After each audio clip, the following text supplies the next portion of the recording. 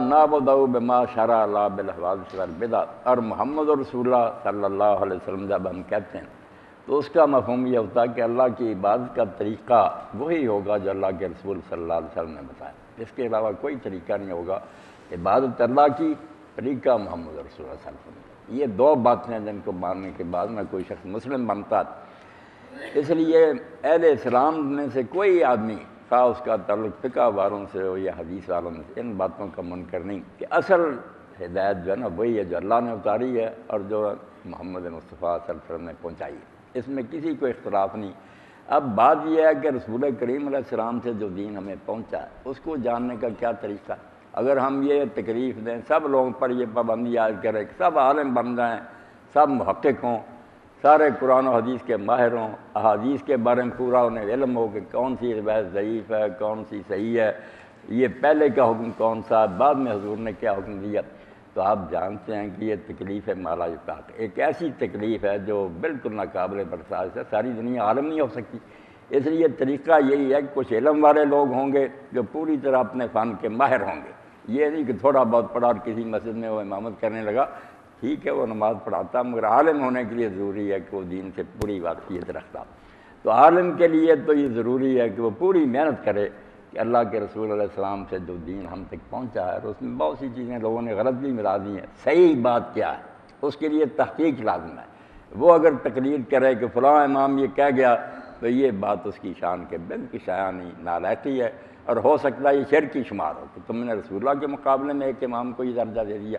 تو ایسا کرتا بھی کوئی نہیں۔ سب یہ کہتے ہیں کہ بھئی علم والے لوگ جو ہے نا وہ چھان بین کرے، باقی عوام جو ہے نا ان کو جس طرح ہم کہیں کہ سارے MBBS ڈاکٹر بن جائے، نہیں ایسا نہیں ہوتا۔ لوگ جاتے ہیں ڈاکٹر جو نسخہ تجویز کرتا ہے، بے شک وہ کہے پازن استعمال کرو، لوگ زہر کھا لیتے ہیں اعتماد کر کے، یہ اعتماد تقلید کہلاتا ہے کہ ایک فن کے ماہر پر بھروسہ کرنا جبکہ ہم اس علم سے واقف نہیں، یہ قدرتی بات نیچرل، اس کا انکار کرنا یہ صرف حق درمی رضا کی تقلید نہیں ہونی چاہیے۔ تقلید پر ساری دنیا کا نظام چاہتا ہے، ہم قانون نہیں جانتے، وکیل پر بھروسہ کرتے، علاج کے بارے میں ہمیں علم نہیں، ڈاکٹر کی بات کو مانتے، وہاں اگر بحث شروع کریں کہ ڈاکٹر صاحب پہلے ہمیں قائل کریں کہ واقعی اس کا رائے کہا یار MBBS میں داخلہ لو یا میرا مغز نہ کھاؤ، اسی طرح ہر آدمی کو کہنا کہ وہ تحقیق کرے یہ بھی نادانی کی بات ہے۔ اور عالم لوگ اگر تقلید کریں کہ فلاں امام کیا گیا، حالانکہ وہ جانتے ہیں کہ دوسرے بھی لوگ بڑے بڑے امام گزرے ہیں، ان تک بھی حدیث پہنچی ہیں، سارے اختلاف ان کے سامنے، انہیں چاہیے کہ وہ پوری طرح چھان بین کرے کہ کس کی بات زیادہ وزن یا برحق ہے۔ تو امام کے لیے، عالم کے لیے جو پوری طرح عالم ہے، تقلید حرام سمجھیں، شرک سمجھیں۔ وہ اگر کہتا ہے نا امام ابو حنیفہ یہ کہہ گیا، یہ امام صاحب بالکل غلط کہتا ہے۔ اگر اماموں کا مرتبہ یہ ہوتا تو ان کے شاگرد کیوں اختلاف کرتے؟ امام ابو حنیفہ رحمۃ اللہ علیہ کی فقہ ہم پڑھتے ہیں تو قاضی ابو یوسف ہیں، امام محمد ہیں، ان کے بڑے شاگرد ہیں، مگر تیسرا حصہ جو ہے نا ان کے مذہب کا 1/3 وہ آپ دیکھیں گے، چھوٹی کتاب اٹھائیں اختلاف، وہ کہتے ہیں نہیں امام صاحب یہ بات درست نہیں۔ اور کتنے مسئلوں میں آج جو ہے نا حنفی حضرات، دیوبندی ہو یا بریلوی، سارے جو نا امام صاحب کا قول چھوڑ کر شاگردوں کے قول پر فتویٰ دیتے ہیں۔ تو اگر شاگردوں کی بات لے لیتے، اسی طرح امام احمد بن حنبل، امام شافعی، وہ شاگردوں کے شاگرد میں آگے، ان کے لیے یہ کہنا کہ وہ چھوٹ ہیں ان کی بات نہیں لینا، علم کے لائق یہ بات نہیں۔ علم والے لوگ یہ بات کریں کہ ایک امام پر جم جائیں گے تو یہ جرم ہی شمار ہوگا، انہیں چاہیے سب بات نمونے کے طور پر دیکھ لیں۔ اب ذی الحج آ رہا ہے تو یہ سارے اشتہار دیں گے کہ 9 تاریخ کی فجر سے لے کے 13 تاریخ کی فجر تک تکبیرات تشریق کا ہر نماز کے بعد۔ اب یہ امام صاحب کا مطلب نہیں، ہر کتاب میں دیکھیں امام صاحب نے فرمایا بس 9 تاریخ کی فجر سے شروع کرو اور عید والے دن کے اثر پر ختم کرو۔ امام ابو حنیفہ رحمۃ اللہ کا اپنا قول ہے، شاگردوں نے 13 تک کا۔ اب یہ سارے مان گئے کہ دلیل کی قوت جو ہے نا، مضبوط دلیل وہ شاگردوں کی۔ تو یہی بات ہے کہ علم والے لوگ اگر تقلید کریں تو جرم کرتے ہیں، انہیں چاہیے کہ وہ دیکھیں کہ کس آدمی کی دلیل مضبوط ہے۔ وہ سارے امت کے سرتاج ہیں، ہمارے سردار ہیں، جس کی بھی بات کبھی نظر آئے لیں، مگر یہ کام علم والے لوگوں کا ہے۔ علم کے ساتھ ان میں تقویٰ بھی ہونا چاہیے کہ وہ یہ نہ ڈھونڈتے پھریں کہ آسانیاں ملتی جائیں، کسی امام سے اس کو لیتے جائیں، یہ بھی خواہش نفس کی پیروی۔ اللہ سے ڈر کر فیصلہ کریں کہ جو باتیں کہی گئی ہیں اس میں سے کس امام کی دلیل زیادہ وزنی۔ علم والے لوگوں کا ایک کام ہے، مگر عام لوگ جو ہے نا دوسرے شعبوں سے متعلق وہ یہی کریں کہ کسی عالم کی طرح رجوع کریں، ان سے کہا کہ امام صاحب میں آپ سے یہ نہیں پوچھتا کہ فلاں امام نے کہا، آپ یہ مجھے بتائیں کہ آپ نے جو علم پڑھا اس کی روشنی میں کس عالم کی بات جو ہے نا وہ قوی ہے، تو عالم تحقیق کرے، عام لوگ اس کی تقریر کریں، اپنے زندہ امام کی جس کو عالم سمجھتے ہیں اس کی بات کو وہ صحیح مانیں، اس کے پیچھے چلیں، پھر انشاءاللہ بری۔ تو تقریر کا مسئلہ تو یہ بدعت یہ ہے کہ دو دین کے حصے ہیں، ایک حصہ جو ہے نا وہ عبادات سے متعلق ہے، جو کام صرف اللہ کی رضا کے لیے کرتے ہیں، دنیا کا اس میں کوئی تعلق نہیں، ان چیزوں میں نئی بات نکالنا جو نبی علیہ السلام نے نہیں کی، یہ اسلام میں بہت بڑا جرم ہے۔ جیسے خدا کے ساتھ شریک کرنا بخشیا نہیں جائے گا نا، اسی طرح دین میں کوئی نئی بات کہے اس کا بھی ثواب ہے، اگر وہ حضور سے حوالہ دے بالکل ٹھیک، اگر کوئی نہیں ہے تو نئی مگر اچھی ہے، بڑا مجرم ہے۔ دین حضور مکمل کر گئے، اس لیے نئی بات نکالنے کا کوئی جواز نہیں۔ من احدث فی امرنا ھذا ما لیس منہ فہو رد۔ حضور فرماتے ہیں ہمارے اس کام میں، یہ نہیں کہا گھر میں فی امرنا ھذا، ہمارا یہ کام جو ہے نا جو نبی لے کر آتے ہیں کہ اللہ تعالیٰ کی رضا کے لیے یہ کام کرو، اللہ خوش، جن کو عبادات کہتے ہیں، ان میں تو نئی بات نکالنا حرام ہے، ہمیں روک دیا گیا کہ وہیں رک دو جہاں حضور نے۔ ایک شعبہ ہے جو زندگی کے معاملات سے متعلق ہے، جیسے نبی علیہ السلام نے باغوں والوں کو، مدینہ میں لوگوں کے باغ تھے وہ اس میں کھجوروں کی پیوند کرتے تھے کہ جانتے تھے کہ یہ نر کھجور ہے یہ مادہ کھجور ہے، اب زراعت والے سارے اس پر متفق ہیں، تو نر کھجور کا جو نا بیج وہ مادہ کھجور پر وہ جاڑ دیتے تھے، اس سے وہ تلخی حمل ہو جاتا تھا اور کھجوریں زیادہ ہوتی تھیں، تو نبی علیہ السلام نے کہا یار کیوں یہ کام کرتے ہو، اس کا کیا فائدہ؟ انہوں نے چھوڑ دیا، تعبیر نخل کا مشہور قصہ، جب چھوڑ دیا تو فصل تباہ ہو گیا، نہیں کھجوریں پیدا ہونے تو لوگوں نے شکایت کی اللہ کے رسول ہم نے تو آپ کی بات مانی تھی۔ اس وقت حضور نے یہ لکیر کھینچ لی کہ میں بشر ہوں، میں نے اپنی رائے سے ایک بات کہی تھی، اگر وہ درست نہیں تو ذرا مواخذہ نہ کرو، میرے پیچھے نہ پڑو، آئندہ کے لیے سن لو کہ جب میں تمہیں دین کی بات بتاؤں وہ مجھ سے لے لیا کرو، وانتم اعلم بامور دنیاکم، تم اپنی دنیا کے کام بہتر جانتے ہو، دنیا کے معاملات جو ہے نا کھیتی باڑی زراعت اور دوسرے، انہیں ہمیں کھلی چھٹی ہے کہ حرام اگر نہیں وہ شریعت میں ہم نئی چیزیں ایجاد کر سکتے ہیں، ٹریکٹر نکالیں، ہوائی جہاز، اس کا بدعت سے کوئی تعلق نہیں۔ جو شخص کیا یہ بھی بدعت ہے، اور کئی لوگ چلاکی سے حوالے دیتے ہیں کہ اگر بدعت حرام ہے یار جہازوں پر سوار کیوں ہوتے ہو، یہ کاریں کو استعمال کرتے ہو، یہ بالکل دھوکہ۔ دو چیزیں ایسی ہیں کہ وہ عبادت کے لیے نہیں، ان کی پہچان یہ ہے کہ وہ مسلم بھی استعمال کرتے ہیں، غیر مسلم بھی استعمال کرتے ہیں۔ جب ہم عبادت کی بات کریں کوئی ہندو عیسائی ہمارے ساتھ شریک نہیں ہوگا، تو عبادات میں نئی بات نکالنا اضافہ بدعت ہے، اس میں کوئی آدمی مجاز نہیں کہ وہ حضور علیہ السلام سے جو ثابت نہیں وہ بات نکالے اور کہے ہے نئی مگر اچھی ہے، یہ نہیں کہہ سکتا۔ کل بدعت ضلالہ، ہر نئی بات گمراہی ہے، اور جو معاملے ثواب و عذاب کے نہیں، دنیا کی زندگی کو بصورت گزارنے کے لیے ہیں، ان میں مسلم غیر مسلم سب شریک ہیں، ان میں نئی نئی چیزیں اگر اللہ تعالیٰ سجائے لوگوں پر ایجادات کریں تو یہ نہ بدعت ہے نہ بدعت کا ان کے اطلاق ہوتا ہے، یہ سب ہم نکال سکتے ہیں، استعمال کر سکتے ہیں۔ اب اس میں کوئی بات وضاحت طلب ہے تو آپ پوچھیں، ہاں سوال کر سکیں، بڑی خوشی ہوگی آپ احباب ہیں کہ یہ کام نہ نبی علیہ السلام کے زمانہ میں ہوئے، نہ صحابہ نے کیے، نہ تابعین نے، کسی نے نہیں کیے، مگر یہی پڑھی لیتے ہیں کہ ہے نئے مگر اچھے ہیں اگر کر لیے جائیں۔ وہی بات میں نے کہی نا کہ دین میں اضافہ کرتے ہیں۔ اب یہ باتیں اگر دنیا کی ہوتی، آپ پلاؤ پکاتے ہیں، بریانی اور اس طرح زردے وغیرہ، وہ ہیں الگ چیزیں، ان میں بدعت کوئی نہیں۔ یہ آپ دین کی بات کہتے ہیں کہ اس کا میت کو ثواب پہنچتا، اس کا تو حوالہ ہونا چاہیے کہ نبی علیہ السلام کے زمانے میں اتنے لوگ فوت ہوئے اور حضور رحمت اللہ عالمین تھے، آپ کو تو امت سے اتنی شفقت تھی کہ اگر آپ مدینہ سے باہر ہوتے نا اور واپس آتے تو نئی قبر بنی دیکھتے تو پوچھتے کون فوت ہو گیا، تو لوگ بتاتے تو حضور صلی اللہ علیہ وسلم قبر کو سامنے رکھ کر لوگوں کو پیچھے، حالانکہ وہ جنازہ پڑھ چکے ہوتے، پیچھے کھڑا کرتے، نئے سرے جنازہ پڑھاتے، اور یہ بھی اعلان فرماتے کہ اگر میں مدینہ میں ہوں تو کوئی شخص فوت ہو تو مجھے اطلاع دیے بغیر دفن نہ کرو، کیونکہ تمہاری قبروں میں اندھیرا ہے، میری دعا کی برکت سے روشنی ہوتی۔ تو جس نبی کو امت سے اتنا پیار تھا، اگر یہ باتیں کچھ ہوتی تو حضور کو نہ سوچتی۔ سب علماء سے آپ اتنا ہی کہیں کہ بحث یہ نہ کریں جائز ہے یا نہ، یہ بتائیں کہ یہ نبی علیہ السلام نے کیے، صحابہ نے کیے، اس سے بات واضح ہو جائے۔ تو یہ بدعت حسنہ کیا کرنا جان چھڑاتے ہیں کہ ہے نہیں مگر اچھی بات ہے۔ یہ حضور پر تہمت ہے کہ آپ دین نامکمل چھوڑ گئے جب بعد میں ہم اس کو مکمل کر رہے ہیں۔ اور ہیں یہ ساری رسمیں ہندوؤں سے نہیں، ایک ہندو ہے مسلمان ہو گئے بہت عالم سے، بعد میں انہوں نے عبید اللہ نام رکھا، ایک تو عبید اللہ سندھی ان سے پہلے ہوئے، انہوں نے پھر کتاب تحفۃ الحنود لکھی، پڑھنے کے قابل ہے، بڑا نیک اور موحد ہوا، صحیح دین اس نے سیکھا۔ تو اس کتاب میں پھر اس نے جب شرک کا رد کیا تو بعد میں لوگوں نے کہا کہ تم کہتے ہندو لوگ یہ کرتے ہیں، تمہاری قبروں پر کیا ہو رہا، جو اولیاء اللہ کی قبریں وہاں سجدے ہو رہے ہیں تو آپ، اس نے کہا یہ ساری تمہاری مہربانی، یہ بے دینوں نے تم سے لیا، اسلام میں اس کا کوئی پڑھا تھا لکھا۔ اور اسی طرح یہ بات جب آئی مردوں کے بارے میں، اس نے کہا یہ تیجا، ساتواں، نواں، 10واں، 20واں اور 40واں پھر چشمائی سال کے بعد اس نے باقاعدہ بتایا کہ ہندو یہ کام کرتے ہیں، انہی دنوں میں کرتے ہیں، جو کھانے پکاتے ہیں ان کو سراد کہتے ہیں۔ اس پر پھر پنڈت باقاعدہ آ کر وید پڑھتا ہے اور اس کے ہاتھ میں پانی بھی ہوتا ہے، پھر پتہ پوچھ کر نا اس کا پورا ایڈریس اس کے نام پر سنکلپ کرتا ہے کہ یہ سواب فلاں کو پہنچے۔ کہا یہ سب رسم ہندوؤں سے آئی، ایک بات بھی نہیں جو اسلام میں ہے، دعا اور صدقہ، یہ نبی علیہ السلام سے ثابت ہے۔ آپ جنازے میں کریں، قبر کی زیارت کے موقع پر کریں، آگے پیچھے بھی دعا کریں، جو لوگ فوت ہو چکے ہیں بہت اچھی بات ہے، ان کو یاد کریں، ربنا اغفر لی ولوالدی وللمؤمنین یوم یقوم پڑھتے رہیں۔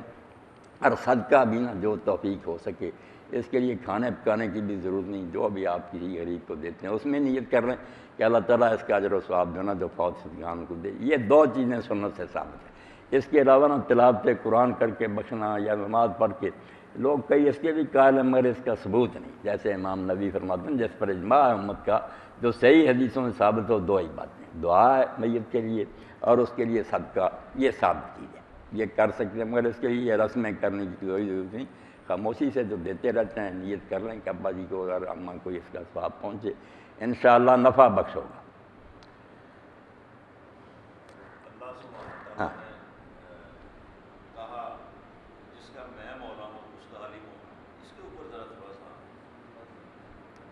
اب کچھ لوگوں نے جس سے جان چھڑانے کی کوشش کی، جیسے ہمارے بزرگ سے جن کا میں نے حوالہ دیا امام ابن تیمیہ رحمۃ اللہ علیہ کا، تو اس زمانہ میں ایک بہت بڑے شیعہ عالم بھی ہوئے، علامہ ہلی کہتے ہیں ان کو، انہوں نے ایک کتاب لکھی منہاج الکرامہ کہ یہ 12 امام ہیں جو ہے یہ بھی حضور کے بعد ان کو ماننا ضروری، اس کا رد پھر ابن تیمیہ رحمۃ اللہ علیہ نے منہاج السنۃ النبویہ لکھا، 4 جلدیں، بڑے علم سے لکھا، مگر مناظرہ دوائن اس کی فطرت یہ ہے کہ بحث میں آدمی نہ ضد میں آ جاتا، صحیح باتوں کا بھی انکار کرتا۔ تو یہ حدیث اس علامہ ہلی نے پیش کی تھی، ابن تیمیہ نے کوشش کی کہ اس کو جھٹلایا جائے کہ نہیں حضور نے نہیں فرمایا، مگر سچی بات یہ ہے کہ فرمایا، جس میں کوئی شک نہیں۔ حضور نے جب خطبہ دیا نا مکہ سے واپس آتے ہوئے حج کے موقع پر، تو جحفہ ایک مقام آتا ہے جو شام والوں کا میقات ہے، اس کے پاس ہی ایک تالاب تھا، چشمہ، جس کو غدیر خم کہتے تھے، وہاں پھر نبی علیہ السلام نے لوگوں کو بتایا، اس میں تمہید میں یہ بات کہی کہ میں بشر ہوں اور کوئی معلوم نہیں کس وقت فرشتہ اجل آیا اور میں دنیا سے چلا جاؤں، اس لیے سن لو۔ ایک بات تو پہلے عمومی کہی کہ میں تم میں 2 عظیم الشان چیزیں چھوڑ رہا ہوں، ایک اللہ کی کتاب ہے، دوسری میری یہ چلتا والے بیت ہیں، انی تارک فیکم الکلام، اور اس میں سے بالخصوص پھر حضرت علی رضی اللہ عنہ کا دامن پکڑ کر کہا کہ مجھے تم اپنی جانوں سے پیارا سمجھتے ہو یا نہیں؟ لوگوں نے کہا ہاں اللہ کے رسول آپ ہمیں اپنی جانوں سے پیارے۔ یہ اقرار لینے کے بعد آپ نے فرمایا من کنت مولا ہو فعلی مولا، تو جو شخص مجھ سے محبت رکھتا ہے اس کے لیے لازم ہے کہ ولی سے بھی محبت کرے۔ اب مولا کے معنی تو کئی بن سکتے ہیں، جو شیعہ کہتے ہیں میں حاکم ہوں تو یہ بھی تمہارا حاکم ہے، وہ خلافت کی بات کرتے ہیں، مگر وہ اس لیے صحیح نہیں جو اس کا پس منظر ہے نا کہ حضرت علی رضی اللہ عنہ کو آپ نے یمن بھیجا تھا کہ وہاں جو ہے نا مال غنیمت ہے اس کی تقسیم کرنی تھی۔ آپ جب واپس آئے نا تو جو ساتھی تھے انہوں نے آپ کی شکایتیں کی، شکایتیں تھیں غلط کہ انہوں نے جی اپنے لیے ایک لوڈی چن لی ہے، مال غنیمت کی تقسیم میں انصاف نہیں کیا، وہ ساری شکایتیں بیجا تھیں، غلط تھیں۔ حضور کو دکھ ہوا کہ صحیح کام کرنے پر میری زندگی میں یہ حضرت علی پر یہ اعتراض کرتے ہیں، تو اس وقت آپ نے کہا کہ مجھ سے محبت کرتے ہو یا نہیں؟ تو لوگوں نے کہا کرتے ہیں، تو پھر فرمایا جو شخص مجھ سے محبت رکھتا ہے اس کے لیے لازم ہے کہ ولی سے محبت ہو۔ غلط شکایتوں کی بنا پر کہنا پڑا، خلافت کا مسئلہ وہاں زیر بحث نہیں تھا، اگر اس کا کوئی اعلان کرنا ہوتا تو مناسب موقع جو تھا، شیعہ دوستوں سے ہم کہتے ہیں کہ میدان عرفات میں ہوتا جہاں ساری دنیا جمع تھی نا، اب عراق کے اپنے ملکوں کو چلے گئے دوسرے، پھر حضور نے خلاف کیا۔ یہ تو شکایتیں جو کی نا ساتھیوں نے، اس پر حضور نے کہا کہ یار جھوٹی شکایتیں کر کے تم میرے ایک ساتھی کے بارے میں کیوں ہے یہ بغض اور عناد رکھتے ہو؟ مجھ سے محبت رکھتے ہو تو یہاں مولا کا معنی محبوب کا ہے۔ اگر میں محبوب ہوں تمہارا تو علی سے محبت رکھنا بھی لازم، مگر مرتبہ تو بڑا حضور کی محبت فرض ہے۔ تو پتہ چلا کہ حضرت علی سے بھی جو بغض رکھتا ہے عناد، اس کا ایمان جو ہے نا اس میں خلل ہے۔ اب بدقسمتی سے بعد میں گروہ بھی ایسے پیدا ہو گئے، جو خطرہ تھا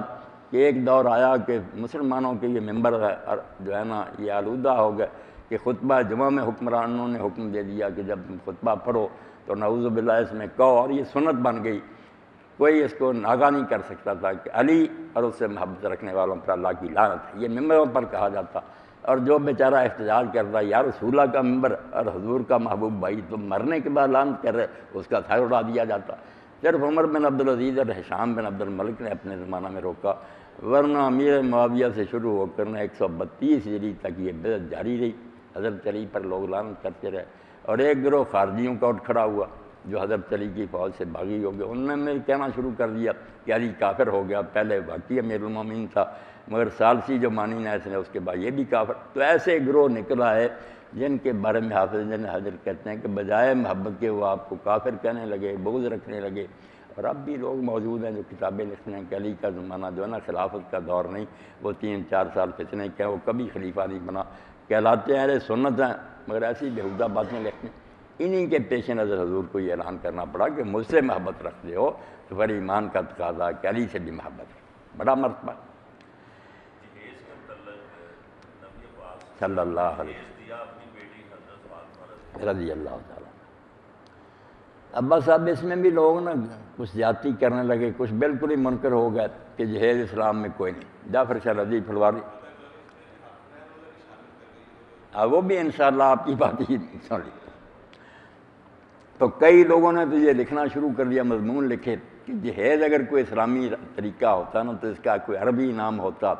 یہ کوئی عربی لغت میں نہیں۔ اس لیے پتہ چلا کہ یہ ہندوؤں سے نا جیسے وہ داج دیتے تھے بچیوں کو، یہ اس کی جہیز رکھ لی، یہ بات بھی غلط ہے، عربی زبان کا یہ لفظ ہے۔ اب طریقہ یہ ہے کہ عربی زبان میں ایک ہے صنعت جس کو امالہ کہتے ہیں کہ الف کی بجائے نا اس کو جھکا کرنا، کتاب ہے اس کو کتاب پڑھیں گے، حساب ہے اس کو حساب پڑھیں گے۔ یہ لفظ اصل میں جہاز ہے، جہاز اور مرا جو نا کہ عورت کو جب بھیجا جائے تو اس کو کوئی سامان تیار کیا جائے، جہاز۔ مگر پھر اس امالہ کی صنعت کے مطابق کتاب جیسے کتاب بن جاتی نا، جہاز جہیز لفظ جو نا آپ جہاز سے نکالیں گے تو پتہ چل جائے کہ عورت کو جو سامان دیا جاتا ہے، اصل لفظ جہاز، اس کو ہی پھر عربی میں جہیز کہتے ہیں۔ تو ہے یہ جائز، باقی رسول کریم علیہ السلام نے دیا بچی کو، محدثین نے باب باندھے ہیں کہ باب تجویز مرا، کہ جب بچی کو رخصت کیا جائے تو اپنی حیثیت کے مطابق دیا جائے۔ اب اس میں جو لوگ زیادہ دینا شروع کرنے لگے، اپنی حیثیت سے بڑھ کر قرض لے کر، وہ بھی غلط بات ہے، دباؤ کے نیچے آ جاتے ہیں، مگر مناسب چیزیں دے کے رخصت کیا جائے تو سنت ہی ٹھیک نہیں دیا۔ اب بالکل حضرت فاطمہ رضی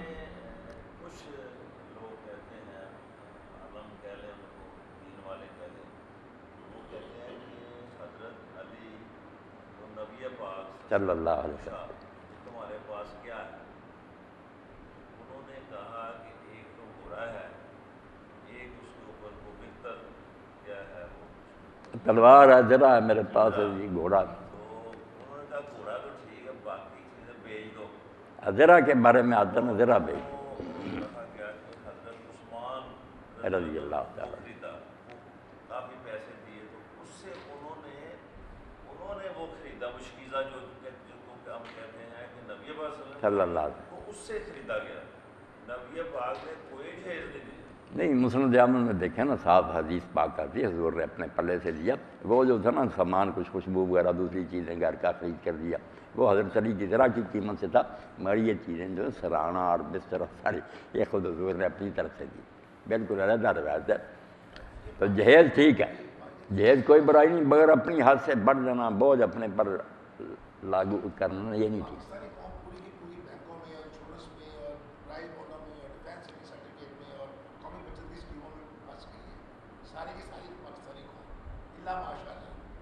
بھائی صاحب کا جو ہے نا مہر کا وہ کر لیں تو پھر آپ کی بات ہی، مہر کے بارے میں آپ کیا کہتے ہیں؟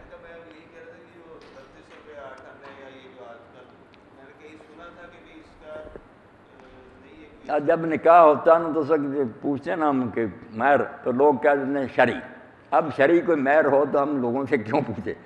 ہم جانتے ہیں شریعت کو، اگر شریعت میں کوئی مہر ہوتا تو ہم خود ہی مقرر کر لیتے۔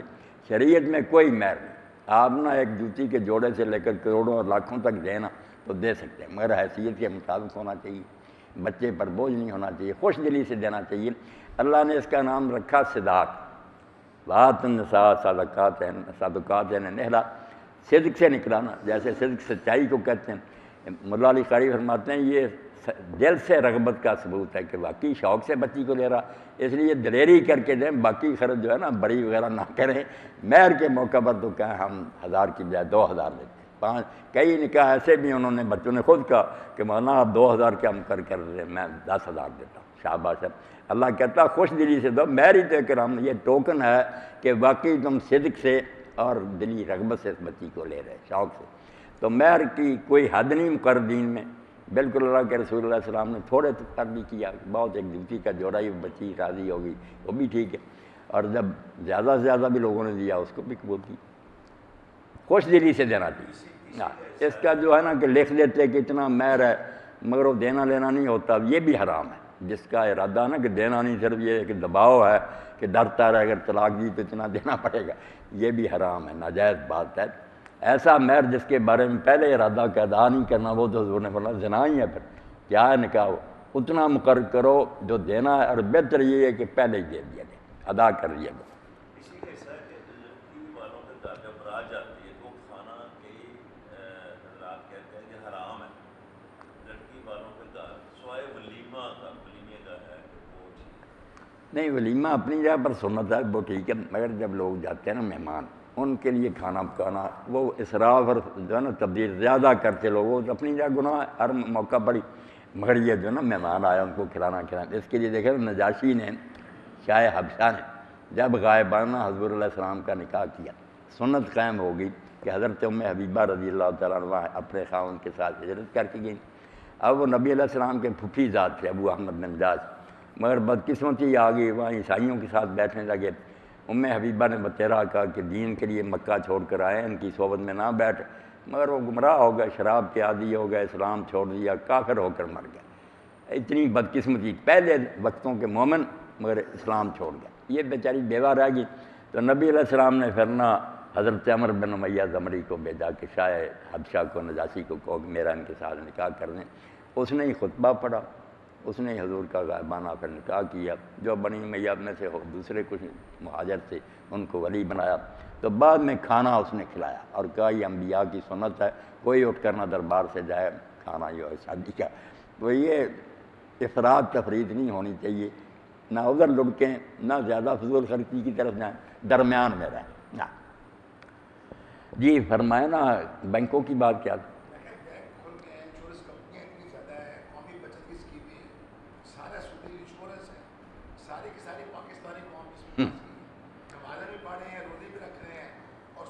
بس وقت وہی آ گیا جو کہا گیا تھا نا، ایک وقت آئے گا کہ اگر لوگ سود نہیں کھائیں گے تو سود کا غبار ان کے کھانے میں ضرور شامل ہو جائے گا، ساری امت اس میں پھنس گئی، بالکل ٹھیک۔ اور ان لوگوں نے محنت کر کے نا مولانا تقی عثمانی اللہ ان کو سلامت رکھے، ان سے اور کچھ لوگوں سے فتوے بھی لے لیے کہ یہ اسلامی بینکنگ ہے، باقی چیخ رہے ہیں۔ ظاہر رسالہ میں 100 کے قریب دیوبندی علماء کا تھا کہ تقی یہ کیوں آپ اس کو حلال کر رہے ہیں، لوگ اگر کرتے ہیں حرام تو سمجھیں دو ہے نا، حلال آپ نے کر دیا، کس طرح حلال ہے، بالکل حرام۔ قومی بچت کچھ الگ بات ہے، تو قومی بچت ہے نا کہ بوڑھے ہوں پینشنر وغیرہ، وہ اگر اپنا سرمایہ کسی کو دیں کاروبار کے لیے تو ڈوب جاتا ہے۔ آپ نے دیکھا کہ وہ زمانہ خراب ہے، بینکنگ سے بھی زیادہ لعنت ہے، دبا جاتے ہیں، ان بیچاروں کے پاس کچھ بھی نہیں رہتا۔ ایسی ہیں بیوائیں ہیں، تو وہ سود نہ سمجھیں، نہ سود سمجھ کر لیں۔ جو کفالت ہے نا معاشرے کے ذمے کہ مسلمان ان کی کفالت کریں، ان کے گزارے کا انتظام کریں، بیواؤں اور بوڑھوں کا، اس مد میں اگر وہ جمع کرا دیں، انہیں کچھ ملتا رہے تو سود نہ سمجھیں، وہ ان کی کفالت ہمارے ذمہ ہے امت کے کہ ان کو آخر وقت میں سنبھالیں، وہ ٹھیک قسم کی بات۔ جو اچھے بڑے لوگ ہیں نا وہ نہ یہ کام کریں، بوڑھے کر لیں پینشنر اور بیوائیں کر، تو قومی بچت میں نا جائز سود ہے۔ اس میں دو کانسیپٹ، ایک تو آپ یہ ہمارے نا ایک تو یہ کانسیپٹ ہے کہ جس کے پاس کرنے کے لیے نہیں ہے عمر کا تقاضا ہاں عمر کر، ایک جو کچھ علماء نے فتویٰ تک دے دی ہے اس پہ، کچھ لوگوں نے دے دیا کہ یہ بینک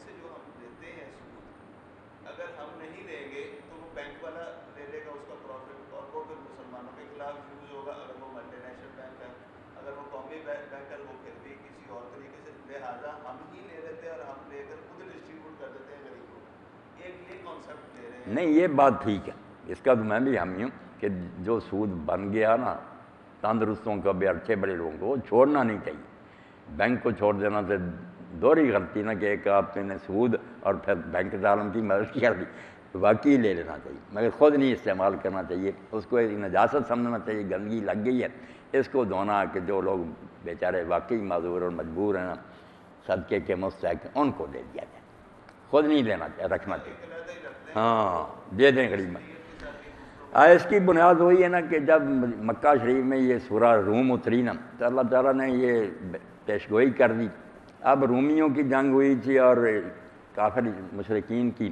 تو یہ مشرکین جیت گئے ایران والے. تو لوگ جو تھے نا وہ کہنے لگے مکہ والے کی جس طرح یہ ہمارے مشرک بھائی جیتے نا آگ پرست ہے، اور عیسائی جو تھے بہرحال نبی کو مانتے تھے وہ ہارے، اسی طرح ہمارا بھی مقابلہ ہوگا نا تو ہم جیتیں گے اور یہ نبی جو نیا نا اس کے ساتھی ہاریں گے. تو اللہ تعالیٰ نے وہاں کہا نہیں انشاءاللہ چند سالوں میں رومی غالب آئیں گے. اور یہ بات ایسی تھی کوئی شخص اس وقت مان ہی نہیں سکتا تھا. کیسر تو اپنا دارالحکومت چھوڑنے پر مجبور ہو گیا تھا، اور اس نے کسریٰ روم نے کہا تھا میں معافی نہیں دوں گا جب تک پیروں میں زنجیریں اور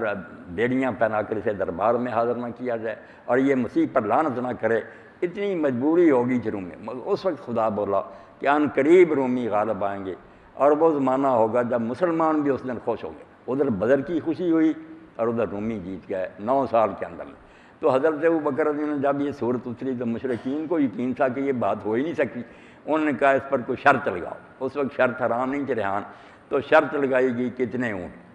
آپ سے آ کر عرض کیا کہ میں نے شرط کر لی کہ 3 سال کے اندر اگر رومی نہ جیتے تو میں اتنے اونٹوں کا، جیت گئے تو وہ دیں گے. تو نبی علیہ السلام نے کہا کہ اللہ نے بضع سنین کہا، وہ 3 سے 9 سال بنتے ہیں، اس لیے 3 کی بجائے سال 9 کر دو، اونٹ بڑھا دو کہ اونٹ میں زیادہ دوں گا مگر سال جو ہے نا بڑھا دو. انہوں نے طے کر لیا. جب پھر وہ رومی جیتے اور ادھر بدر کی فتح ہوئی تو حضرت ابوبکر نے پھر ان سے اونٹ وہ جو تھے نا حضور سے پوچھا. آپ نے کہا ان کو نہ چھوڑو، لے لو مگر خود نہ استعمال کرنا، اب شرط حرام ہو چکی ہے، غریبوں مسکینوں کو دے دو. یہی سود والوں کو کرنا چاہیے کہ اگر مجبوروں کو جمع کراتے ہیں نا حفاظت کے لیے تو جو ہو لے لیں،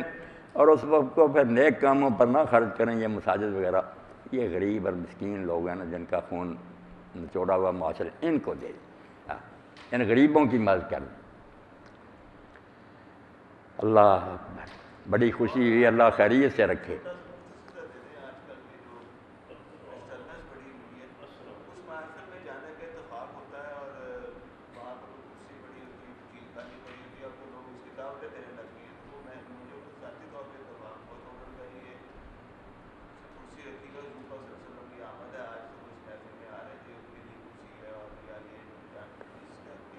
دیکھیں نا میرے بھائی،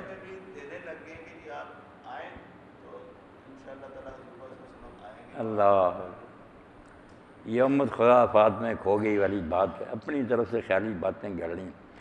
میرے بھی عزیزوں کا ایک ہے گاؤں، وہاں بھی انہوں نے نا ایک بزرگ کی قبر، اس کے پاس پلنگ رکھا ہوا، بستر بچھاتے ہیں، ساتھ ہی حقہ بھر کر رکھ دیتے ہیں کہ رات کو یہ بزرگ اس پر سوتے ہیں اور یہ حقہ بھی پیتے ہیں. اب جاہلوں کا کیا کیا؟ حضور علیہ السلام نے کیوں آنا؟ وہ کوئی نہیں اس دنیا میں آتے، اپنی جگہ موجود ہیں، حضور بھی ہیں، انبیاء ہیں سارے. بلکہ کوئی شخص بھی جو مرا ہے نا اس کے بارے میں یہ سمجھنا جو ہے نا کہ وہ فنا ہو گیا، یہ بالکل غیر اسلامی تصور ہے. بالکل باقی ہیں،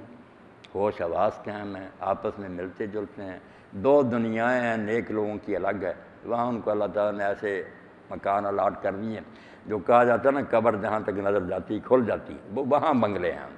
واقعی وہاں جنت کی خوشبوئیں آ رہی ہیں، جنت کی طرف سے کھڑکیاں کھلی ہیں. نیک لوگ تو وہاں آرام و راحت اور آپس میں ملتے ہیں. جن کا شوق وہاں بھی نماز کا ہوتا ہے وہ وہاں نمازیں بھی پڑھتے ہیں.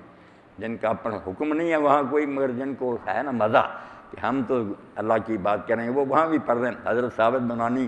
حضرت انس رضی اللہ عنہ کے شاگرد ہیں. ان کی قبر جو نا لوگ ساتھ قبر بنا رہے تھے، ساتھ ہی دوسری ان کی قبر تھی، کچھ اینٹیں ہل گئیں تو لوگوں نے دیکھا کہ ثابت بیٹھے ہوئے نا نماز پڑھ رہے تھے. پوچھا لوگوں نے کہ یار یہ کیا معاملہ؟ تو پتہ چلا کہ یہ زندگی میں دعا کرتے تھے کہ اللہ اگر کسی کو موت کے بعد بھی نماز نصیب ہونی ہے نا تو مجھے یہ ضرور عطا کرنا. ایسا مزہ نہیں آتا جب اللہ سے باتیں کرتے ہیں جس کا لطف ہی دوبالا ہو جاتا.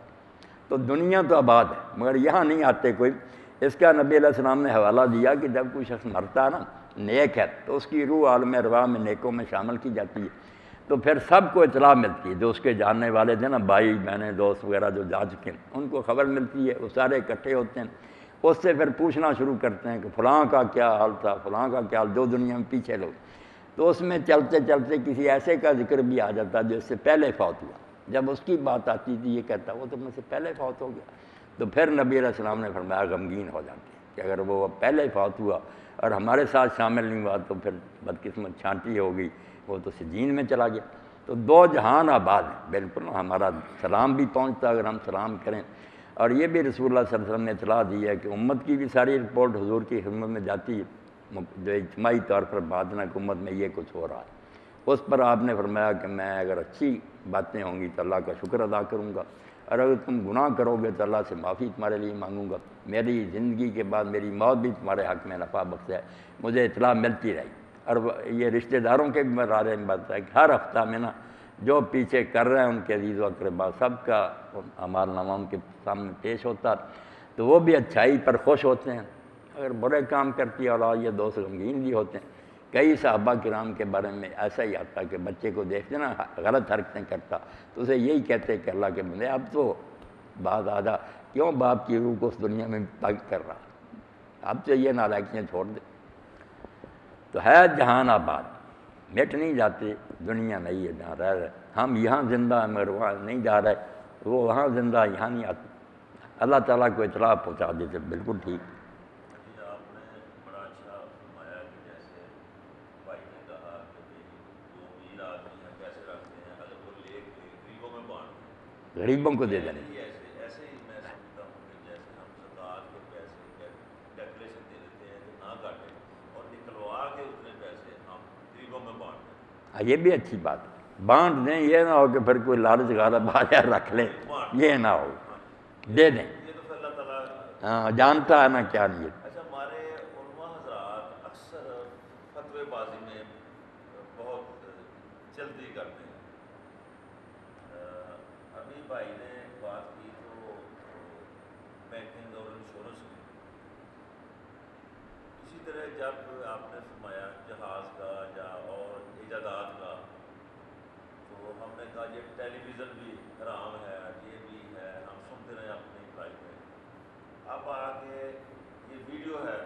اب آگے ہم نے سب کے ساتھ کمپرومائز کر لیا، اس کے بغیر ہمارا کوئی کام نہیں کوئی نہیں، نہیں ہوتا، فوٹو ہے، اچھا انشورنس ہے، تو دیکھنا تو یہ ہے کہ سود کی ڈیفینیشن کیا ہے۔ مولانا محمد صاحب مفتی محمد صاحب نعیمی صاحب کی اللہ رحمہ، انشورنس ذاتی تھی، اچھا پھر بھی کوئی فتویٰ پوچھنے جاتا تھا تو وہ کہتا ہے یہ حرام ہے، اچھا، خود کرائی ہوئی تھی، خود پڑھائی، اور میں جو بات کر رہا ہوں میرے پاس اس کا ثبوت ہے انا للہ و انا انشورنس کا۔ اچھا جب وہ کہتے ہیں کچھ دوست گئے ہمارے، میں نہیں گیا، میرے دوست کچھ گئے، پرانی بات ہے، تو انہوں نے کہا مولانا آپ نے خود کروائی ہوئی ہے اور لوگوں کو کہتے ہیں حرام ہے، آرام ہے، میں نے کہا یہ میرا ذاتی فیل ہے، فتویٰ وہی ہے، یہ میرا ذاتی فیل ہے، ویسے حرام ہے۔ نہیں میں تو صاف کہتا ہوں کہ انشورنس کرایا کر، یہ بالکل نہ ایک حفاظتی سامان ہے، یہ ایسا ہی جیسے رسول کریم علیہ السلام نے دیکھا نا، اسی کے ساتھ ملتی جلتی بات ہے، عاقلہ کا تصور ہے کہ جب غلطی سے کسی سے قتل ہو جائے نا، جان بوجھ کر قتل کرے تو پھر وہی تاوان بھرے، جو بھی فیصلہ ہو، اگر صلح کر لیں تو پھر جتنی رقم وہ کہیں مقتول کے وارث دینی پڑے، دے گا قاتل، اگر غلطی سے قتل ہو جائے تو پھر دین نے یہ کہا کہ خون ضائع بھی نہیں جانا چاہیے، اور اس بیچارے کا قصور نہیں، غلطی سے اس سے آدمی مر گیا تو 3 سالوں میں 3 قسطوں میں نا پھر اس کی آخرہ، اگر محکمہ سارا محکمہ اپنی تنخواہیں کٹوائے، اگر برادری ہے تو اس کے سارے دادا کی اولاد جو نا اپنی آمدنیوں میں سے حصہ ڈالیں اور رقم پوری کر کے اس کی جان چھڑائیں، یہ اس کو ایک قسم کی نا امداد دی گئی، عاقلہ کا تصور، تو دیت جو ہے نا 3 قسطوں میں 3 سالوں میں نا ساری برادری اکٹھی کرے، اور جب دیوان بن گیا دفتر تو حضرت عمر رضی اللہ عنہ پھر جتنے دفتر کے لوگ تھے نا یہ محکمہ، یہ پھر محکمے کی تنخواہ کاٹ لیتے تھے اور وہ رقم پوری کر لیتے تھے، تو یہ انشورنس سے ملتی جلتی بات۔ فوٹوگرافی کے بارے میں جو ہے نا بات، اللہ کے رسول علیہ السلام نے کئی چیزیں جو ہیں ان پر ابتدا میں بڑی سختی فرمائی. نئے نئے لوگ شرک سے نکلے تھے، جیسے قبروں کی زیارت کو بالکل روک دیا، قبریں دیکھنے نہ جاؤ، ڈر تھا کہ پھر پوجا نہ شروع کر دیں. بعد میں فرمایا کہ میں نے تمہیں روکا تھا مگر اب میں اجازت دیتا ہوں، دیکھ لیا کرو، مرنا یاد آتا ہے، آخرت کی طرف رغبت ہوتی ہے. اسی طرح نئے نئے مسلمانوں کو پہلے آپ نے تصویر کے بارے میں بہت روکا، کیونکہ وہ تصویر زیادہ پوجا کے لیے بناتے تھے. بعد میں آ کر تو ہم دیکھنے نہ گئے، نبی علیہ السلام تبوک سے واپس لوٹے، بالکل آخری دنوں کی بات ہے، ہوا سے اس طرح پردہ ہٹ گیا تو آپ نے دیکھا گھوڑا جو تھا نا مجسمہ وہ پڑا ہوا تھا. تو آپ نے فرمایا حضرت عائشہ رضی اللہ عنہا سے کہ ایسا ہی ہے کیا؟ انہوں نے کہا گھوڑا. تو فرمایا کہ گھوڑے کے پر ہوتے ہیں، اس کے پر بھی ساتھ بنے ہوئے. تو کہنے لگی حضرت سلیمان علیہ السلام کے گھوڑوں کے پر ہی تھے. تو حضور مسکرا کر چپ رہے، کچھ نہیں اور کہا. اور اسی طرح بچیوں کے کھلونے آخر وقت تک اماں کے ساتھ نا چھوٹی چھوٹی بچیاں خود حضور بلا کر کہتے تھے، اور وہ بالکل پورے مجسمے ہوتے تھے، گڑیا بنی ہوتی تھی، کھلونے. اس لیے ابن حزم رحمۃ اللہ علیہ فرماتے ہیں بچیوں کے کھلونے کسی طرح کے بنے ہوئے، شکلیں بنی ہوئی وہ بھی ٹھیک ہیں. اور ایک حدیث پاک جو صحیح بخاری میں الا رقمن فی صاحب کہ جاندار کی تصویر بھی اپنے کپڑے پر بنی ہوئی ہے تو درست ہے. اس لیے علامہ سید صادق نے جو بات کہی نا کہ اب صرف دو قسم کی تصویروں سے بچنا چاہیے، جن میں بے پردگی اور بے حیائی ہے. اور دوسرا جو لوگ بنا کر نا اپنے بزرگوں اور مرشدوں کی اپنی دکانوں مکانوں میں لگاتے ہیں کہ اس سے برکت ہوگی، وہ شرکی عقیدہ. عام تصویریں جو ہیں ان میں کوئی خرابی نہیں اگر ان دو چیزوں سے آدمی پرہیز کرے، شرک نہ کرے اور بے حیائی نہ اس میں ہو. ابھی انشورنس کی بات ہوئی تھی تو اس میں میں انشورنس سے بلانگ کرتا ہوں. ماشاء اللہ میں نے کوئی انشورنس بات کی نہیں. جو تاریخ پڑھی ہے، بیک گراؤنڈ ہے، کیسے یہ شروع ہوا، اس میں نے اپنی تصدیق لی کہ عالموں سے بھی پوچھا لیکن وہ مجھے سیٹسفائی نہیں کر سکے. بڑے بڑے عالموں سے بھی میں نے پوچھا، بلکہ میں نے لکھ کے بھی ان کو دیا کہ مجھے لکھ کے اس کا جواب. اس کے متعلق یہ ہے کہ اس زمانے میں سمندر کے راستے تجارت ہوتی تھی. ہاں زیادہ تجارت. تو جب تجارت کر کے واپس آتے تھے تو کئی آدمی راستے کو بحری قزاق تھے جو لوٹ لیتے تھے. مار دیتے تھے. تو کچھ کمانے والے واپس نہیں آتے تھے. وہ باقی جو 100 آدمی اکٹھے جاتے تھے، اتنے بھی جو بھی کرنسی ہوتی تھی وہ پھر آ کے ان کی مدد کرتے تھے جو نہیں واپس آتے تھے، جو بیچارے راستے میں مارے جاتے تھے ان کی. ہم ان کی مدد کرتے تھے. اب کچھ عرصے تک تو وہ مدد کچھ جو ڈپینڈنٹ تھے، معذور تھے، بیواؤں تھی، یتیم تھے، وہ قبول کرتے رہے. کچھ لوگوں نے انکار کر دیا لینے سے. اب جب انہوں نے انکار کر دیا لینے سے کہ یہ ہم نہیں لیتے، ہم تو بکاری ہیں، ہم تو ایسے ہیں، تو انہوں نے جانے سے پہلے جو بھی اس وقت سکہ رائج الوقت تھا وہ کچھ برابر برابر انہوں نے کہیں رکھ دیا، چھوڑ دیا کہ جو ہمیں نہیں پتہ کون واپس نہیں آئے، جو واپس نہیں آئے گا یہ پیسے ان کے گھروں میں جائیں گے. ٹھیک ہے. پھر کسی نے اعتراض نہیں کیا. اس کے بعد پھر کسی نے اعتراض اس میں کوئی آر نہیں سمجھی ہم تھا. کیوں لیں گے؟ انہوں نے کہا ہمارا حصہ ہے اس میں، ہمارے باپ نے، ہمارے بھائی نے حصہ ڈالا تھا. اس میں حصہ ڈالا. اچھا اسی طرح اب بٹی صاحب ہیں، یہ نیک کام کرنا چاہتے ہیں، یہ کسی ایک یا دو ایسے گھر ہیں، بیوہ ہیں، ان کی مدد کرتے ہیں. اب جب لوگوں کو پتہ چلا کہ یہ بٹی صاحب مدد کرتے ہیں تو اور 4 بیوہ اور بھی آ گئی. اب ان کے وسائل اجاز نہیں دیتے تھے زیادہ. اچھا انہوں نے آپ کو کہا کہ آپ بھی میرے ساتھ شامل ہوں، آپ مل گئے. حافظ رشید صاحب کو کہا یہ مل گئے. ادھر وہ بڑھتے گئے، ادھر ڈونیشن دینے والے بڑھاتی. اس کے بعد اس کی ضرورت پڑی کہ کوئی سسٹم کیا جائے کہ یہ تو نہیں ہے کہ گندم ڈالنی ہے، پیسے بھی اکٹھے ہونے ہیں. اور انہوں نے ایک آفس بنا لیا. اب آفس کی جیسے ہم نے گھمایا کام کرنے والوں کی تنخواہیں بھی ہونی ہیں. پھر اس کو سیو کرنے کے لیے بینک میں بھی رکھنے ہیں تاکہ بینک کے تھرو پیمنٹ کی جائے، کوئی دھاندلی نہ کی جائے، مس یوز نہ پیسے کے ہو جائے۔ تو میں نے یہ انشورنس کی تاریخ یہ اس انداز سے یہ امداد بامی ہے، امداد بام اگر بالکل امداد بامی ہے۔ ہاں جی، اور کئی کل ہی میں نے یہ اتفاق فیملی کی ایک عورت نے کہیں کسی عالم کو جو ان کے نزدیک تھا، اس نے پوچھا تو اس نے کہا یہ حرام ہے۔ وہ جو ان کا عالم تھا وہ ملاقات میری بھی ہوئی ان سے، کہنے لگا کہ جو بعد میں ملتے ہیں مثلا 1 لاکھ کی انشورنس کرائیں تو 20 سال بعد 4 لاکھ ملتے ہیں، یہ تو ٹھیک ہے، لیکن اگر مر جائے آدمی تو پھر وہ بتائیں کہ وہ ایک دم ابھی تو اس نے 10,000 قسط دی ہے تو اس کو 2-4 لاکھ کیسے مل جاتا ہے؟ تو میں نے اس کا کہا کہ یہ سارے جو 100 آدمی کی یا 1000 آدمی کی انشورنس ہے، اس میں 1 لاکھ کی بجائے زیادہ پیسے تھوڑے سے دیے جاتے ہیں۔ زیادہ پیسے اس لیے لیے جاتے ہیں کہ اس میں سے آج کا جو کیا وہ دور ہے، آئی ٹی کا دور ہے، تو اس میں ہر چیز کے اسٹیٹسٹکس ہیں کہ ڈیتھ ریشو کیا ہے، حادثاتی ڈیتھ کیا ہے، نیچرل ڈیتھ کیا ہے۔ تو 3-4 آدمی یا 2-3 آدمی کی ڈیتھ ہوتی ہے، وہ جو ایکسٹرا پیسے سب سے 100 سے یا 1000 دیتے ہیں، اس میں سے امیڈیٹلی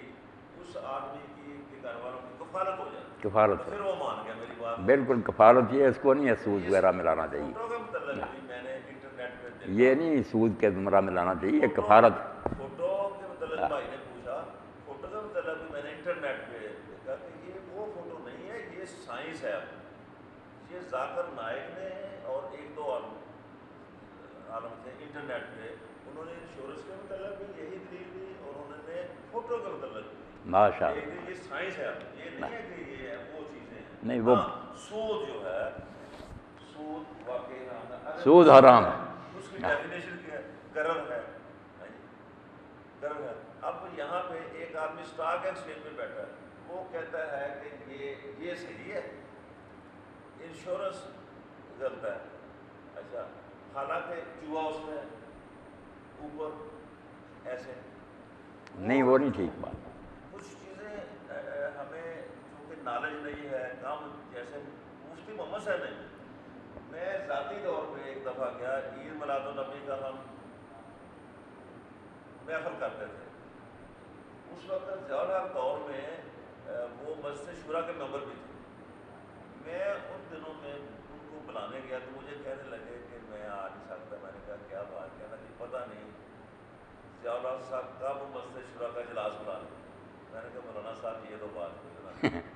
یہ مجھے بات ہمارے سارا دین تو حضور کے گرد گھومتا تھا۔ وہ ہر محفل میں کہتے ہیں جی سید، کیونکہ سید ہے، ٹھیک ہے، سید کا احترام ہے، لیکن آخری خطبے میں تو سید کا کوئی ذکر ہم نے نہیں پڑھا۔ نہیں، آخری خطبے میں تو آپ نے صاف فرمایا تمہارا باپ بھی ایک ہے، تمہارا رب بھی ایک ہے، اگر کسی نے بڑے گورے کو کاڑے پر کوئی فضیلت نہیں، آدمی کو عربی پر پڑھا کہ سید کو آگے مقام ملے گا، ہاں صرف تقویٰ، تک صرف تقویٰ، لیکن وہ سید کا اور اپنی خطابت کا کوئی موقع ایسا نہیں ہوتا جس میں، اور پھر دوسری آواز، جیسے سیاسی جلسہ ہوتا ہے وہ آواز ہوتی ہے اللہ رحم۔ قرآن پاک میں جو میں نے پڑھا ہے، میرا جو ناقص علم ہے اونچی آواز نہیں ہے۔ اچھا، میں نے مکے میں مدینے میں جو آوازیں اتنی مدم، مجھے حافظ شیر صاحب کی بات پسند اسی نسبت سے ہے ماشاء اللہ، کہ یہ ایک بیلنس ہے، اس میں ایک اعتدال ہے، اس میں سیاسی کتابوں میں لکھا کہ اذان میں اور تلاوت میں اگر موسیقی کی طرف کے نا لحن پیدا ہو جائے، رہنمائی فرما دیں۔ یہ سریں اگر آ جائیں نا تو حرام کرا دیا۔ ہماری اذانیں جو ہے نا، مولانا تھانوی صاحب رحمۃ اللہ علیہ کے سامنے تو اذان بھی نہیں کوئی کہہ سکتا تھا، جب ہم اتنا لمبا کرتے اللہ تو تھانوی صاحب کہہ رہے تیرے باپ نے اتنی لمبی مد لکھی ہے، وہ الف تو ہے،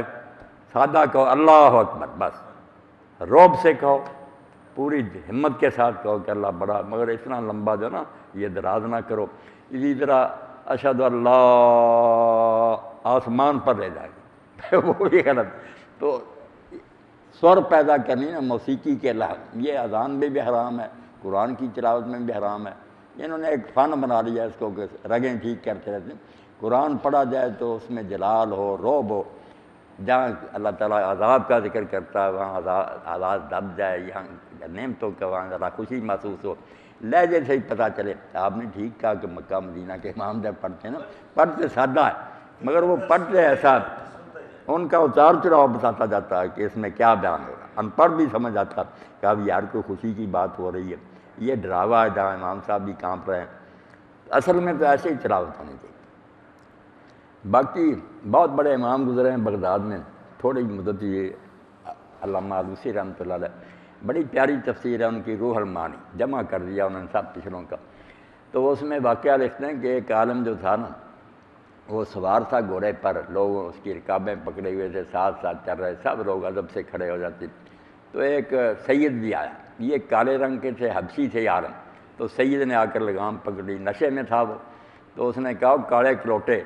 دنیا تیرا ادب کر رہی ہے اور میں رسول اللہ کا بچہ ہوں، مجھے لوگ دھکے دے کر راستے سے ہٹا رہے ہیں۔ تو اس عالم نے بڑے پیار سے کہا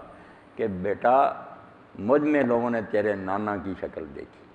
تو میرا احترام کرنے لگے، تو نے وہ صورت اور سیرت جو تھی تباہ کر دی، اس لیے تو اس نانا کا استحقاق کیا جاتا، تو اس کا بن کر رہتا تو واقعی مجھ سے زیادہ لوگ تیری عزت کرتے، تیری بڑی نسبت تھی، حضور کا بچہ تھا، مگر جب تو نے وہ سارا کچھ برباد ہی کر دیا تب کیا تیرا لوگ ادب کریں۔ تو سیدوں کو چاہیے نا، اگر باقی چاہتے ہیں کہ احترام ہو اور ہمیں اس نسبت کا لحاظ تو کرنا ہی چاہیے، پھر وہ کچھ صحیح معنوں میں سید تو بنے نا، دین پر عمل کریں۔ بس یہ آخری اصل میں یہ ہمارے دوست ہیں کریں جو فوٹوگرافی کے بارے میں کہہ رہے تھے کہ یہ اس کو پیشے کے طور پر، پروفیشن کے طور پر، بس وہ دو چیزیں جو نا ان کا خیال رکھیں، آپ بے حیائی کی تصویریں نہ، بچیاں جو ہے نا اوڑیاں اور ننگی، ان کی تصویریں نہ بنائیں، اور جو لوگ شرکیہ چاہتے ہیں نا کہ کوئی اپنے بزرگوں کی تصویریں وغیرہ لے کر اپنے گھروں میں لگائیں برکت ہو، ان سے پرہیز کر سکیں تو کریں، باقی کوئی بات نہیں، آپ کرتے رہیں یہ پیشہ۔ بزرگوں کی تصویر ہو اور گھر میں لگانے کے لیے لگائے کہ بتانے کے لیے ہمارے بزرگ ہیں، ہمارے بڑے ہیں، تاکہ وہ نشانی کے طور پہ نہیں، اپنے بزرگ جو ہوتے ہیں نا باپ دادے وغیرہ وہ اور ہیں، یہ لوگ لیتے ہیں اپنے مرشدوں کی، پیروں کی، اور لگاتے ہیں دکانوں مکانوں میں کہ اس سے برکت ہوگی، یہ بالکل مشرکانہ ذہنیت ہے۔ اپنے باپ دادے کی کوئی بات نہیں، ان کو کوئی مشکل کشا نہیں سمجھتا۔ یہاں ہی میں عرض کر دوں، کئی مرتبہ یہ لوگ نا دھوکہ دیتے ہیں کہ آپ جو نا میت کے لیے کہتے ہیں کہ اشارے ثواب جو کر لو، دعا کر لو، صدقہ کر لو،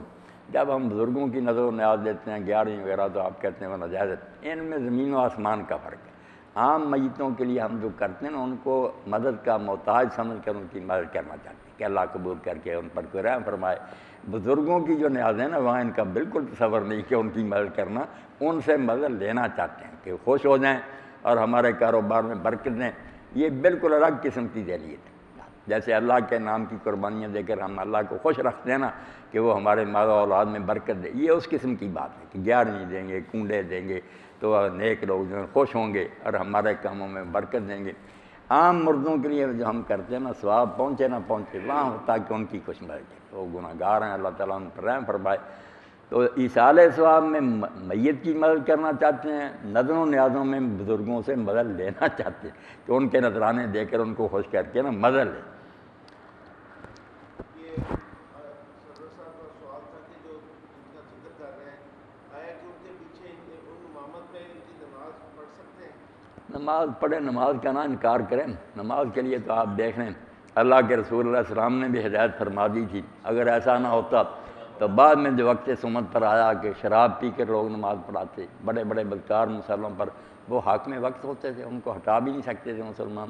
تو نبی علیہ السلام نے یہ کہہ دیا اور صحابہ کرام نے اپنے اسوے سے ثابت کر دیا کہ امام جیسا بھی ہونا چاہیے، تو یہ اگر اپنی مرضی سے بنا رہے ہیں تو اچھے سے اچھے کو بنائیں، اگر آپ کے بس میں نہیں، لوگوں نے کسی کو بنا رکھا تو آپ جھگڑا نہ کریں، اس کے پیچھے پڑھیں، آپ کی نماز بالکل پوری ہوگی، اس کو گناہ ہوگا تو ہوگا۔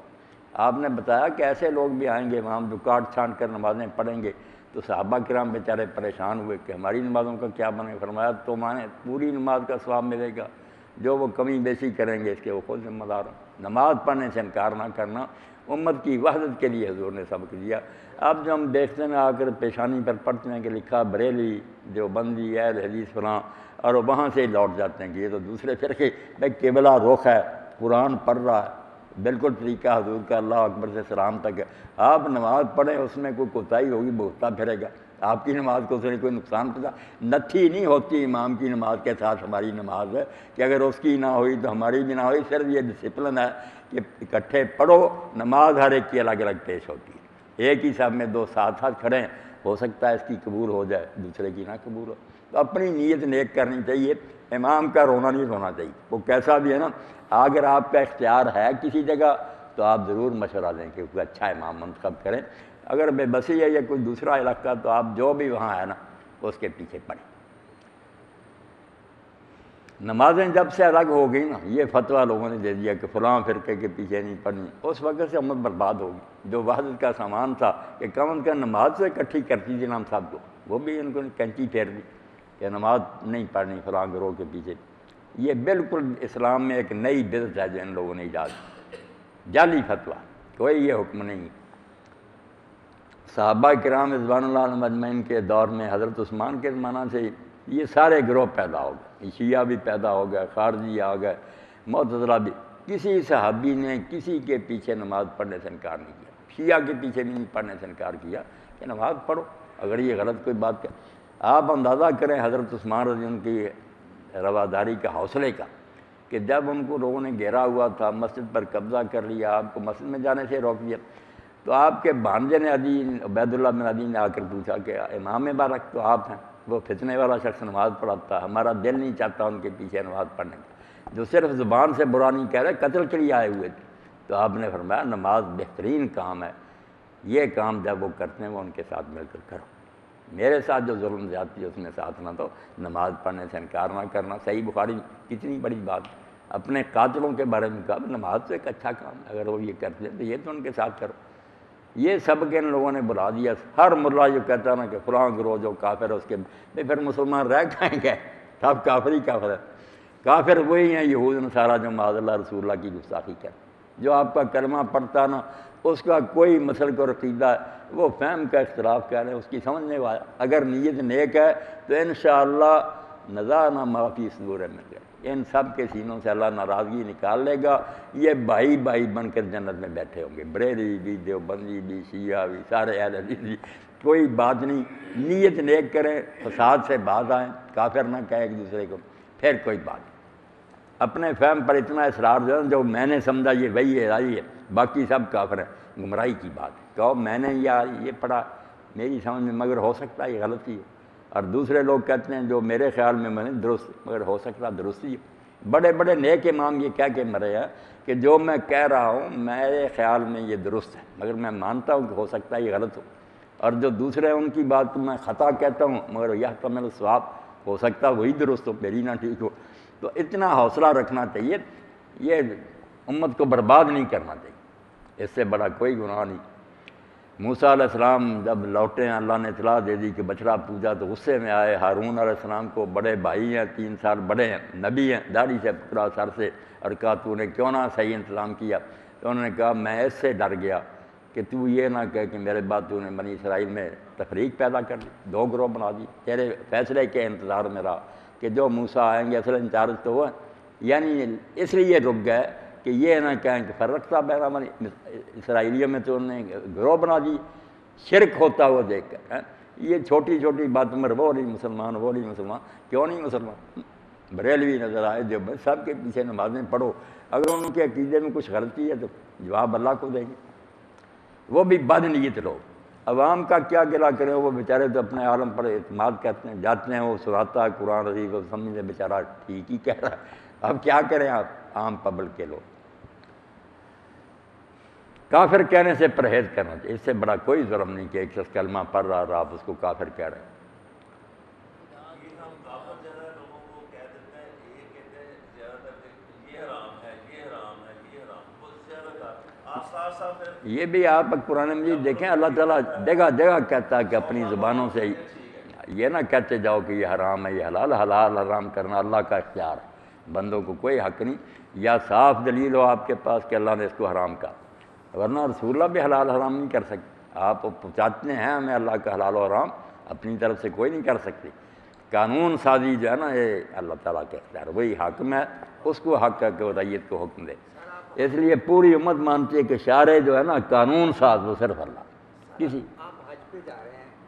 تو آپ یہ دعا بھی کریں اور ان سے مشورہ بھی کریں کہ امت اس کا جو ہے نا اتحاد علماء کا، تاکہ نا یہ امت کا جو ہے نا بغاڑ، نفرت، غصہ، بغض، کینہ، سب سے بڑا مسئلہ جو ہے نا امت کا یہ ہے کہ اتحاد ہو اس میں، اور یہ جو نفرت ہے نا ختم۔ اس سے بہت آپ بیٹھتے ہیں نا یار کرسی پہ، کوفت ہوتی ہے۔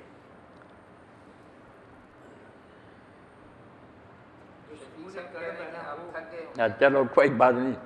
بات شروع ہو جائے پھر آپ صاحب اللہ قوت دے دیتا، کوئی ٹھک بچاتا ہی، عمر بھی ہے۔ چلو دعا فرمائیں۔ الحمدللہ رب العالمین والصلاة والسلام علی رسول الامین سیدنا و نبینا و مولانا محمد وآلہ واصحابہ اجمعین۔ اللہم وفق بین قلوبنا واصلح ذات بیننا واہدنا سبل السلام ونجنا من الظلمات الی النور وجنبنا الفواحش ما ظہر منہا وما بطن وبارک لنا فی اسماعنا وابصارنا وقلوبنا وازواجنا وذریاتنا وتوب علینا انک انت التواب الرحیم۔ اللہم اصلح امت محمد، اللہم ارحم امت محمد، اللہم فرج عن امت محمد، اللہم اصلح کل فاسد من امور المسلمین، اللہم استعملنا بسنت نبیک وتوفنا علی ملتہ واعذنا من مضلات الفتن، اللہم احسن عاقبتنا فی الامور کلہا واجرنا من خزی الدنیا وعذاب الآخرہ، ربنا لا تزغ قلوبنا بعد اذ ہدیتنا وہب لنا من لدنک رحمہ انک انت الوہاب، وصلی اللہ تعالی علی عبد اللہ ورسولہ خاتم النبیین سیدنا و نبینا محمد وآلہ وصحبہ اجمعین آمین۔ یار خیر سے رکھے سب دوستوں، بڑی خوشی ہوئی، فضل و کرم۔ آپ کا نام سنا تھا، ویسے ہی آپ نے انٹرنیٹ پر اب ساری دنیا سنتی آ